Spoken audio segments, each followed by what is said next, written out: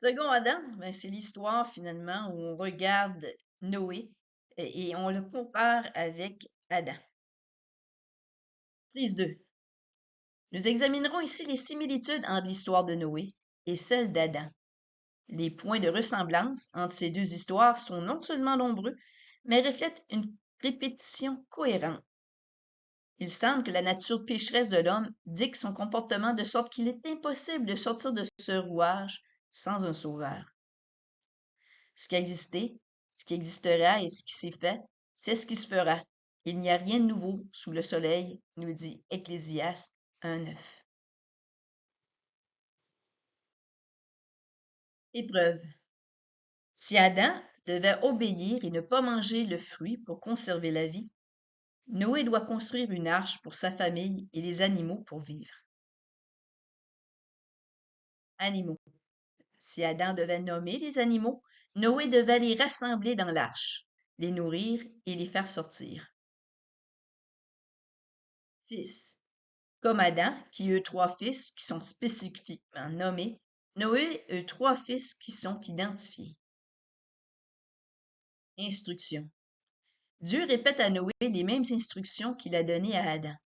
Reproduisez-vous, devenez nombreux et remplissez la terre. Autorité. Dieu plaça sous l'autorité de Noé et ses fils tout animal de la terre, les oiseaux du ciel et les poissons. Nourriture. En plus des herbes à graines et des fruits des arbres, Dieu donne comme nourriture la viande de tout ce qui se déplace et qui vit. Interdiction. Dieu interdit à Noé et ses descendants de manger le sang des animaux et verser le sang de l'homme, fait à l'image de Dieu. Cultive. Comme Adam, qui était placé dans le jardin d'Éden pour le cultiver, Noé planta une vigne à sa sortie de l'arche. Nu. Comme Adam, Noé mange le fruit et se retrouve nu. Couvre. Dieu couvra la nudité d'Adam et Ève en leur mettant un habit de peau.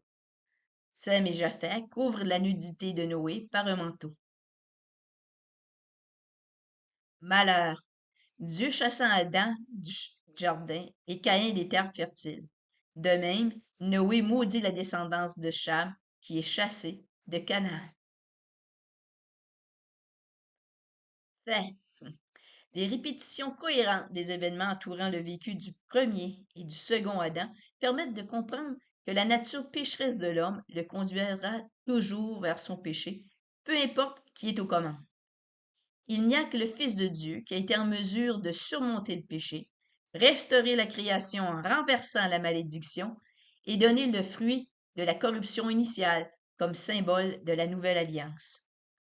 De même, après le repas, il prit la coupe et a dit, cette coupe est la nouvelle alliance en mon sang. Faites ceci en souvenir de moi toutes les fois que vous en boirez. Donc, ça termine l'histoire du second Adam. On voit que la correspondance est bien là. Donc, vraiment, Noé remplace finalement Adam. Et maintenant, on est tous des descendants de Noé. On suit finalement cet arbre généalogique-là où Noé serait le père de tous les hommes qui vivent maintenant sur Terre. Donc, c'est notre plus proche descendant. Donc, on va poursuivre notre chemin d'Emmaüs avec l'histoire de Babel.